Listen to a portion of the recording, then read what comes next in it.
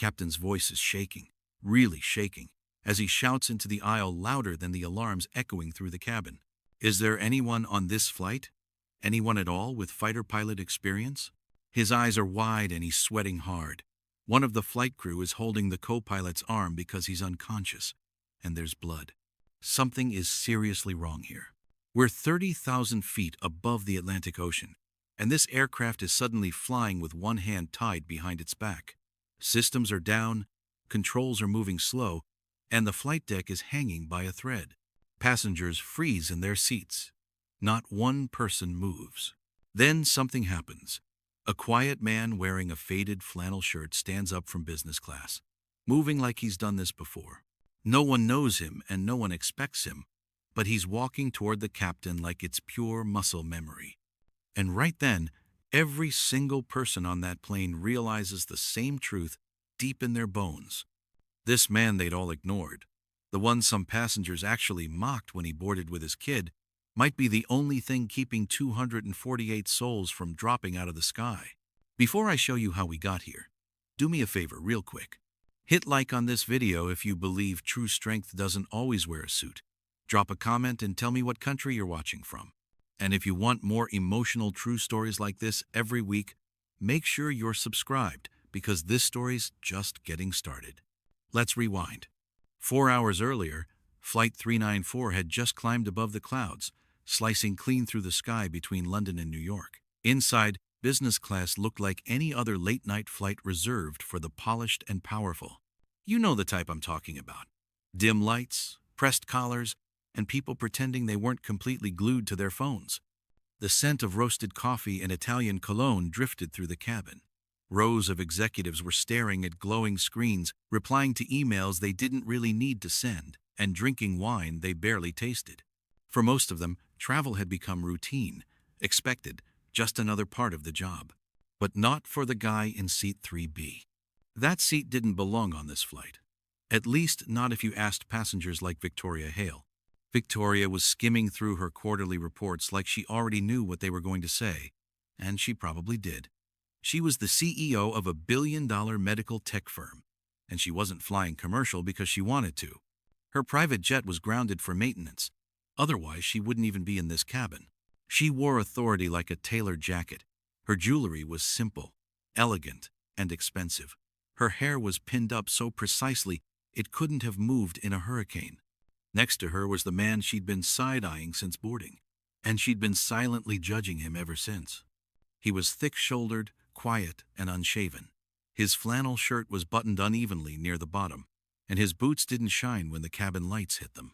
His jaw looked like it hadn't smiled in a while, and his hands rested around a little boy who was curled up beneath his oversized coat.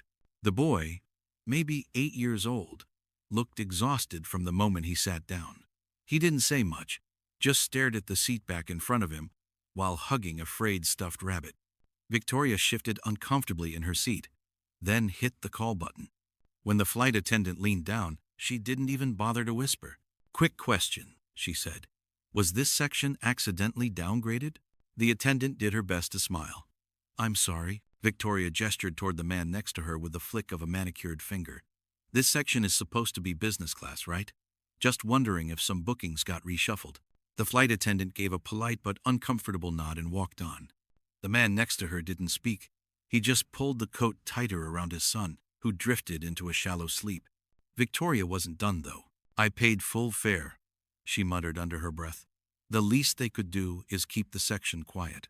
Still nothing from the man. His name was Caleb Rourke.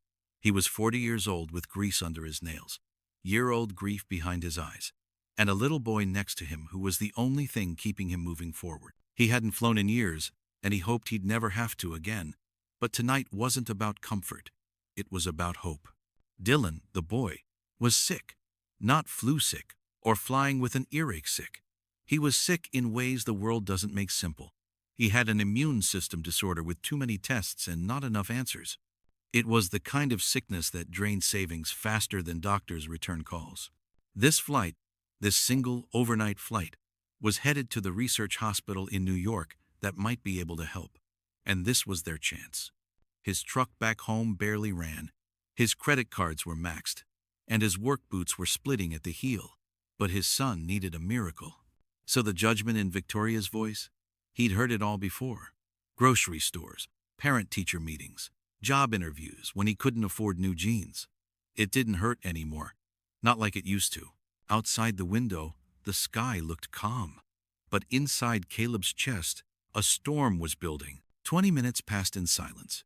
Breakfast trays came out, though few people touched their food. Then Dylan began to cough. It was tired, raspy, and dry. Not loud, but enough to make Victoria shift again, with her expression folding into a frown. She reached for her scarf like it might protect her from something more than discomfort. Anything to send the message that she didn't want to sit next to this man or his problem. Caleb said nothing. He just lifted Dylan's head and scooted him gently closer, like he'd done it for years.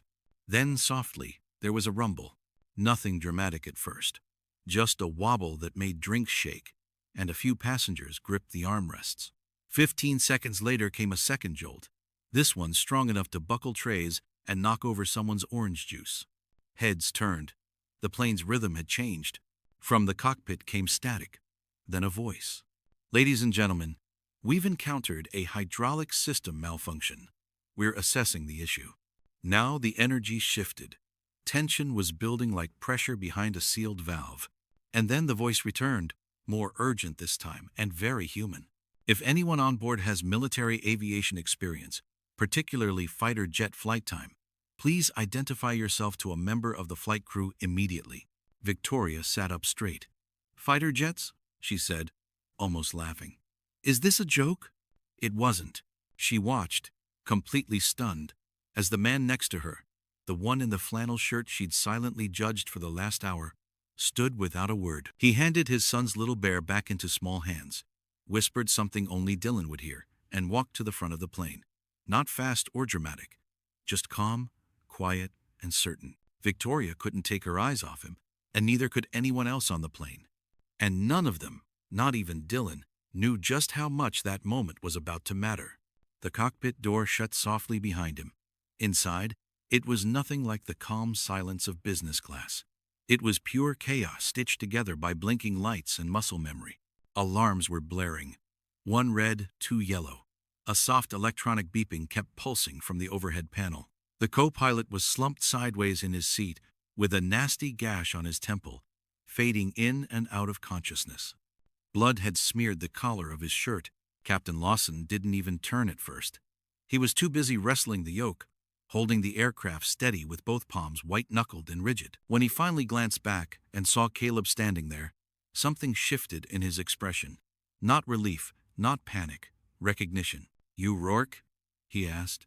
His voice was gruff and clipped like a man multitasking through survival. "Yeah, former Air Force," Caleb said. "F-18s? Carrier qualified. 9 years up, 4 downrange." "Why?" Captain Lawson pulled back the throttle and cursed quietly under his breath. "We've lost full hydraulic power through the auxiliary system. It kicked out just after we hit secondary jet stream. Right wing's stiff, elevators slow to respond, and rudder control is maybe 50%. Plus that co-pilot's dead weight for now." He didn't say dying. He didn't have to. "And I need 2 hands up here, trained ones," he said, his eyes flicking toward Caleb. "This ain't a software error. We're in combat conditions without guns." Caleb moved without being told. He slid into the co-pilot's seat and adjusted the harness. His hands hovered over the controls for a second, then snapped into motion like they belonged there. Throttle, flaps, stabilizer trim. "This a 787? he asked. "Yep, Dreamliner. You ever fly one commercial?" "No, but the laws of physics are the same." Lawson gave a half smile, brief and dark, then pointed to the center panel. "See that?" he said. "That's why we needed a fighter pilot." The screen showed a pressure diagram with 3 thin hydraulic lines. All but one were red. "This thing flies like a cloud when it works, but with no hydraulics it's too heavy to manage with button presses and banking alone. We don't operate by wire like the Air Force. We roll on fluid systems. And right now we're almost down to 1. Caleb stared for a second, his jaw tightening. "Okay," he said. "Manual trim every 5 seconds. Reroute power through backup bus. Pitch correction by feel." Lawson nodded. Exactly. They worked in sync from that second on. Below them, the Atlantic stretched dark and endless. The sun had started to fade, and low western light made the windows bleed gold across the console. It was beautiful and lethal. Radio chatter buzzed overhead with air traffic control asking for updates and systems running diagnostic loops that didn't help. "We've got 90 minutes to JFK, the captain said. "We'll never make it on one hydro line," Caleb answered. "We'll need closer wheels." "Down." Lawson hesitated, his fingers still on the nav panel. "Closest safe landing is a NATO joint station in Newfoundland. They're scrambling lights and getting permission now." "Runway length." "Enough." Caleb nodded. Outside, a gust of turbulence caught the aircraft. Not sharp, but wide and heavy like a hand pressing against the belly of the plane. The nose dipped, then it overcorrected. In the cabin, passengers felt it instantly. Back in row 3, Dylan blinked awake. He looked around, clutching his little rabbit tighter. Victoria sat motionless, staring at the sealed door at the front of the cabin. No one spoke, but eyes were starting to flicker between screens and between each other. Whispers filtered up from coach, and the silence grew heavier. Inside the cockpit, Caleb's focus narrowed. He'd landed jets on floating metal with half a wing. He'd flown into sandstorms and out the other side. This wasn't unfamiliar, but the stakes were different. Beside him, the captain studied him. "You still fly?" "No," Caleb said flatly. There was a long pause. "Why'd you stop?" Caleb's hands didn't stop moving, adjusting for vibrations and watching pitch and yaw. "My wife. She passed in a base attack while I was deployed. I came home and haven't flown since." The cockpit went quiet again, save for the distant hum of strained engines and blinking cabin alerts. "You jumped in fast for someone who quit flying," Lawson said carefully. "I didn't jump in for flying," Caleb said, his voice low. "I jumped in for my son." Something about the way he said it made the air feel heavier. "His name is Dylan. He's sick. We're flying to New York for a specialist appointment. It cost me everything to book this flight last minute." Lawson nodded slowly, his eyes back on the airspeed. "Guess we owe Dylan for getting you on board." In the cabin, another tremor dragged through the aisles. A beverage cart tipped and someone screamed. Oxygen masks didn't drop, not yet, but the tension in the room was so tight you could hear the breath between people wishing someone had answers. Back up front, Caleb scanned the altimeter. "We're going to fall slightly off the approach vector if we keep rolling to starboard." Lawson's hands pressed into the stick, confirming what Caleb already felt. "Confirmed. We've got to trim manually for every 200-foot drop. Otherwise, the nose won't recover in time." There was a beat of silence between them. They were climbing into fight mode now. Precision locked in, nerves steady. There was no yelling, no panic. Just two pilots locked in with hundreds of lives behind them. One bad mechanical decision from falling out of the sky. Outside, clouds had started closing in. Not storm clouds, but thick marine layers. The kind that turned sunsets into blinding whiteouts. "The weather's tightening," Lawson muttered. Caleb didn't blink. "We tighten back." Behind the cockpit door, passengers felt everything except control. Victoria hadn't spoken in 20 minutes. She kept glancing toward the boy, this child now alone and tucked in under adults who didn't know what to say. She didn't move from her seat, didn't offer comfort, didn't talk. But something was moving behind her eyes, and as she stared forward into the silence, the reality began to settle over her like gravity. The man she mocked, the one she dismissed, had become the wall between life and disaster. Her arrogance had been met with indifference, and his silence now had meaning. For the first time since takeoff, Victoria Hale was no longer the most powerful person on that flight. You could feel it now. Every second, every sound, every dip in the floor that wasn't supposed to be there. The calm had broken. People weren't whispering anymore. They were watching, listening, waiting for something from the front of the plane that would tell them it was okay to breathe again. But no one said anything, and that alone told them everything.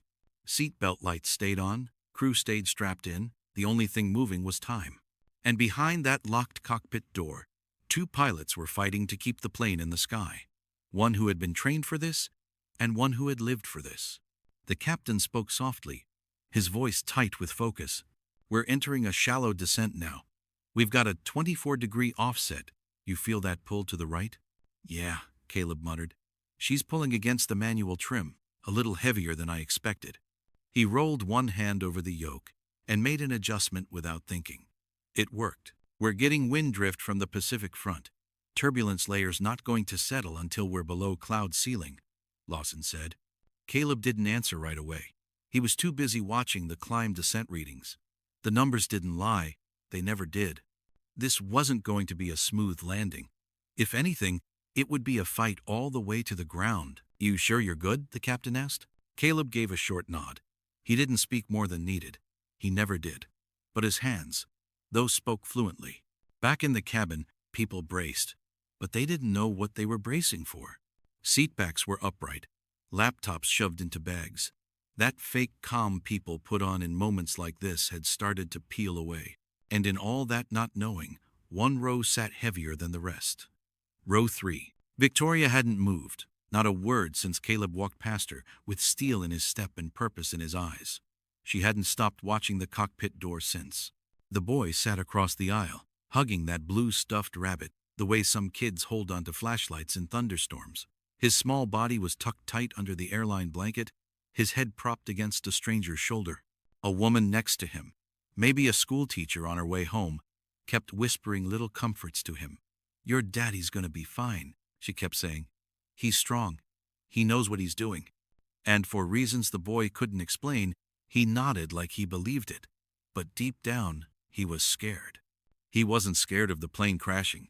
He didn't even understand what failing hydraulics meant. He was scared that he might lose the last parent he had left.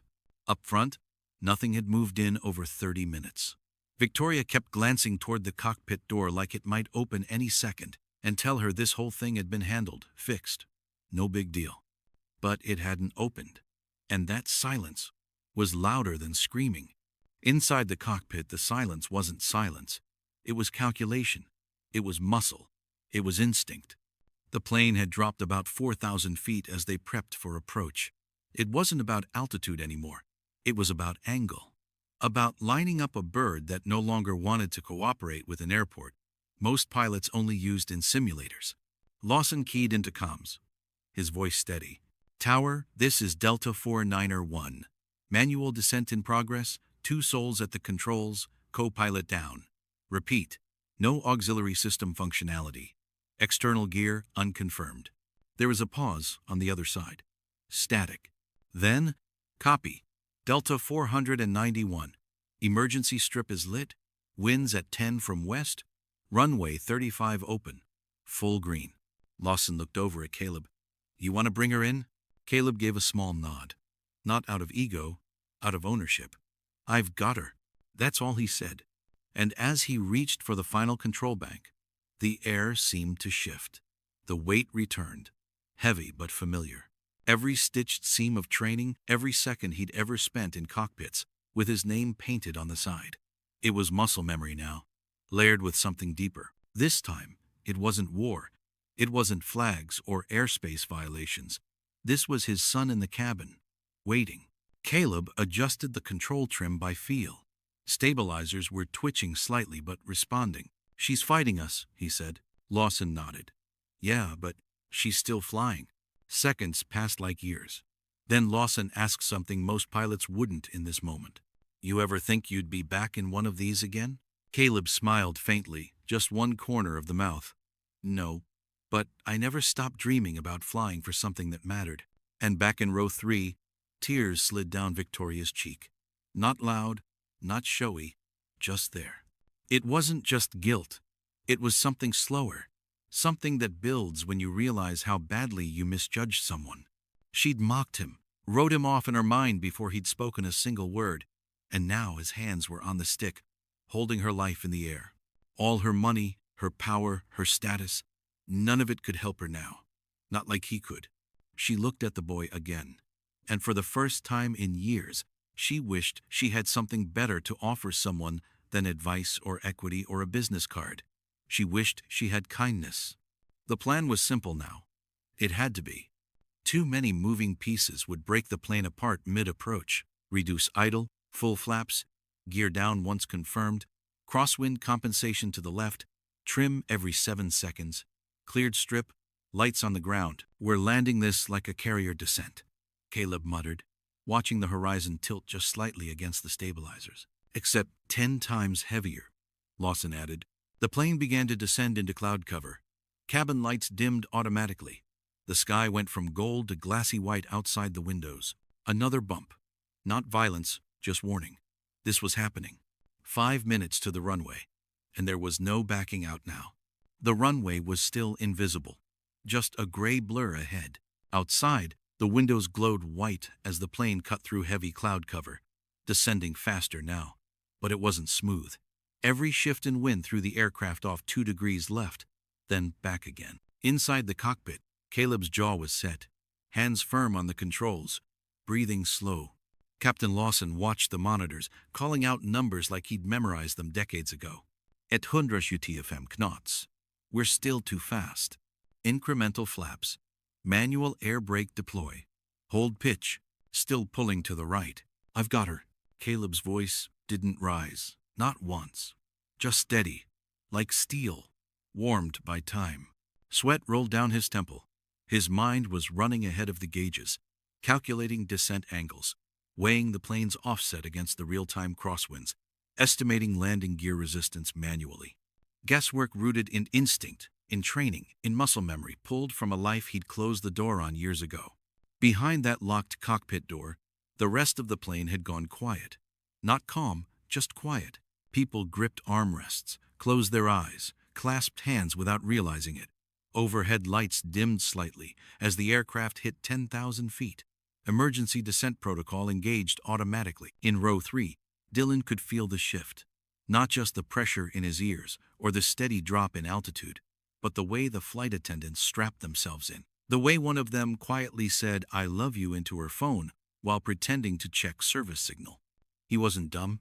Kids never are. The woman keeping him company looked over. "You're okay, sweetheart," she whispered, holding his hand tighter.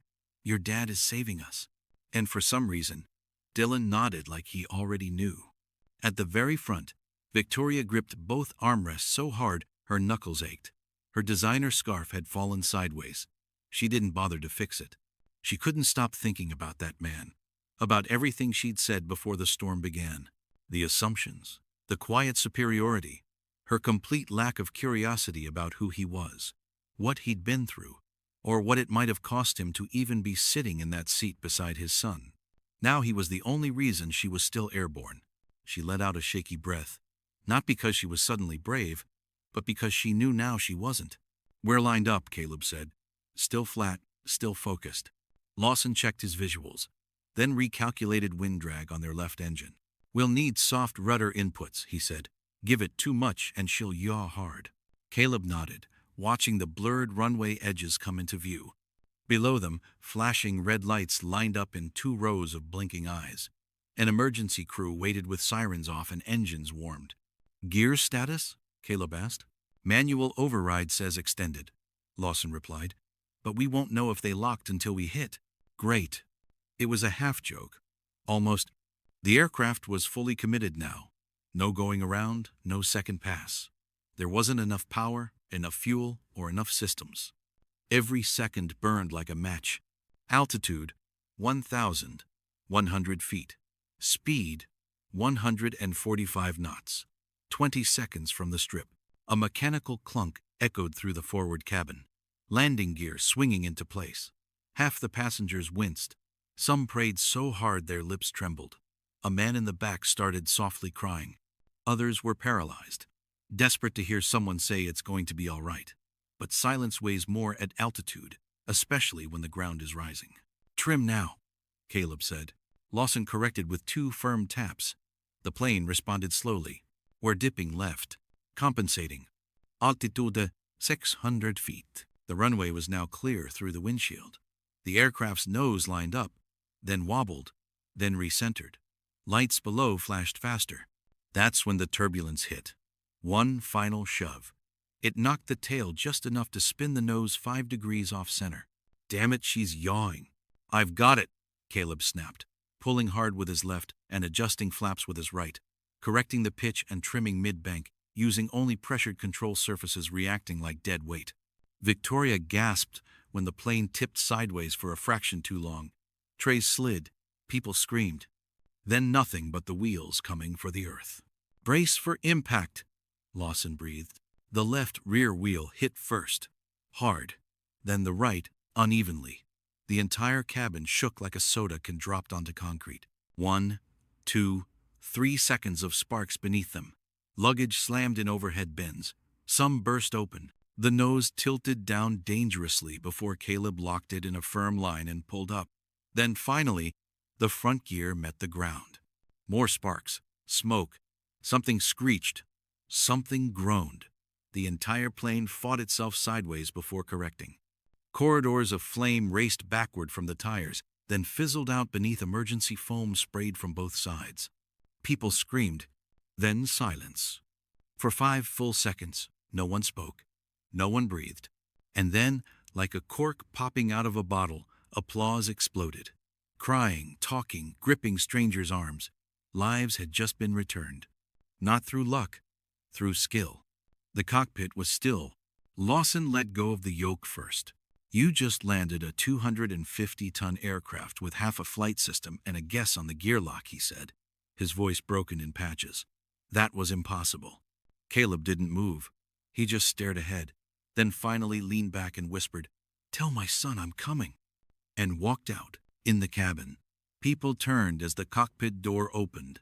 Caleb stepped through with tired eyes, soaked shirt, and hands still slightly shaking from the fight still in his body. He scanned the room, ignoring the stares and the expressions of awe, until he saw Dylan. And that was it. He dropped to one knee, wrapped the boy up in his arms, and exhaled for the first time since takeoff. The boy whispered, "I knew you'd come back." Caleb held him tighter. "I promised." Behind them, Victoria stood, her scarf still crooked, her pride completely gone. She watched them from 3 rows back, eyes full of something heavier than tears, a lesson she hadn't wanted but needed. And the man she underestimated wasn't just the reason she was alive. He was the reason she'd walk into the rest of her life thinking differently forever. For the next few minutes, nobody moved. The plane sat still, steaming like a giant mechanical heartbeat finally laid to rest. Fire crews hovered alongside it, scanning, reporting, holding as oxygen masks and emergency carts jolted ready but unused. Inside, the passengers weren't sure if they should be crying, clapping, or simply feeling something. Hands still clutched armrests. Palms were shaking. Some hadn't spoken a single word since touchdown and couldn't start now. Even when they stood, they moved like sleepwalkers. The first person to break the spell was Dylan. His voice was soft, but the words found their spot. "Where's my dad?" Just that. A simple question. And somehow, it sliced louder than the engine noise or the sobs coming from the back rows. The woman next to him, the kind stranger who'd held his hand through the descent, knelt beside his seat. "He's coming," she whispered. "Okay. He's just making sure it's really over." And then the cockpit door clicked. Caleb stepped out. Not with drama, not with applause behind him, just quietly, like a man who didn't need to own the moment because he'd lived it. His clothes were damp from exertion, his face pale, his hands trembling just enough to betray the adrenaline that still hadn't completely cleared out. The captain stayed behind, calling in status reports, barely lifting his eyes. Not because he didn't care, but because he couldn't look at anyone without breaking. Caleb didn't say a word as he walked past business class, past the wide-eyed passengers, past the people who had stared at his boots and ignored his presence hours earlier. He stopped only when he reached the window seat in row 3. And Dylan flung himself forward. "Dad." Caleb scooped him up, cradled him as the boy buried his face into Caleb's chest and cried all the tears he'd been holding since the turbulence started. "I told you I'd come back," Caleb whispered. "Always." For the first time on this flight, not a single person dared to speak over the silence he left in his path. They watched, all of them, as a father proved once again that courage doesn't present itself loud. Sometimes it's quiet. Sometimes it wears flannel and work boots and carries the world in one arm and a child in the other. Victoria Hale hadn't moved from her seat. The scarf around her neck had fallen off during the landing. Her blouse was wrinkled. Her cheeks were streaked where mascara had melted into realization. She'd had millions in her bank account, thousands of hours in planes bigger and faster than this one. She'd stayed in seats more luxurious, worn suits more expensive, signed deals flashier than this plane's emergency gear. None of it mattered. Not today. Not compared to the two people sitting only rows away who weren't supposed to be here, at least in her mind. But now, they were the only ones in that cabin who seemed real. She stood when the flight crew gave the okay. Something in her hesitated with every step down the center aisle of the plane. Her heels clicked slower against the floor now. Her usual proud posture had softened. She didn't look like the woman who had boarded the flight. Standing outside now on the tarmac, beside the flashing lights and scattered crews, she saw Caleb kneeling beside Dylan again, whispering something quietly into his son's ear. He hadn't noticed her yet, or maybe he had, and just didn't care. Either way, Victoria stepped closer. Her voice wasn't her own when she spoke. It was smaller, less rehearsed, stripped clean of everything polished. Mr. Rourke. Caleb looked up, and for the first time, they looked at each other like people. Not titles, not passengers, not assumptions. Her chest rose slightly and fell. I need to say something, she said. Actually, a lot. But I'll start here. She looked down at the boy, then back at his father. I misjudged you, she said. From the moment I saw you, I decided who you were without knowing a single thing. And I said things I shouldn't have. Things I didn't even realize came from the ugliest parts of me. Caleb didn't interrupt. His eyes just stayed on hers. Not cold, not angry, just quiet. Victoria continued. Hentler now. You saved every person on that plane. You saved me. You saved my life. She swallowed. You saved his life, she added, nodding toward Dylan. And the only thing I gave you was contempt. She reached into her coat pocket, pulled out a card, then paused like the idea of offering it suddenly felt too transactional. She slipped it away again. In my world, she said slowly, we reward the loudest voices, the clever branding, the flashy types who know how to climb ladders fast. But you just climbed straight into the fire without asking for anything in return. Caleb still hadn't spoken, so she asked, the way most people never do when the cameras aren't watching. What can I do for you? Caleb looked down at Dylan again. The little boy was still clinging to his rabbit, blinking through leftover tears but finally safe. When Caleb finally met Victoria's eyes again, his voice was quiet, kind, unshakable. Next time you see someone like me, someone who doesn't look the part, maybe pause before assuming you know the whole story. Some of us are just too tired to prove anything anymore. She nodded, a lump in her throat she didn't bother trying to clear. Then Caleb smiled. Not politely, but genuinely. And if you really want to help, he added, don't change the world, just change how you see the people in it. Victoria couldn't speak. She just nodded again slowly with everything in her, and watched as he turned and carried his son toward the white van waiting to take them to the hospital. They didn't look back. They didn't need to. The ones who changed you never do. The story reached the news that same night. It was everywhere by morning. Talk shows, news columns, viral posts with headlines like Single Dad Saves Plane in Miracle Landing, and Mechanic Turned Hero, the father who flew them home. Everyone wanted an interview. Caleb didn't return a single call. He didn't need the world spotlight, not when he was already chasing a bigger win, Dylan's. The specialists took one look at the scans and moved him to a priority track within the city's pediatric program. His condition was still serious, but stable enough now to start treatment. 1 week later, they were settled in a small rented apartment near the hospital. Nothing fancy, just big enough for a sleeping cot Caleb put in next to his son's bed. He didn't sleep much, but when he did, it was finally the kind that didn't replay emergency warnings in the back of his skull. Every night, at Dylan's request, they'd sit by the sliding window and count planes overhead. Most kids find their heroes in stories. Dylan watched his fly in real time. One evening, after a long day of tests, he pointed to a blinking green light in the night sky and asked, "Do you think they know how lucky they are to have pilots up there?" Caleb followed his gaze. He gave a soft breath of a laugh. "Sometimes they don't notice until something goes very wrong," he said. Dylan raised an eyebrow, thoughtful. "Will you ever fly again?" Caleb didn't answer right away. Then he leaned down, pulled the boy's blanket tighter and said, "I'm flying every time I get to be here with you." That was enough. That had always been enough. If you're still here, thank you. If this story meant something to you, let us know in the comments. Hit like if you believe stories like this matter. And if you want more, don't forget to subscribe. Thanks for watching. See you in the next one.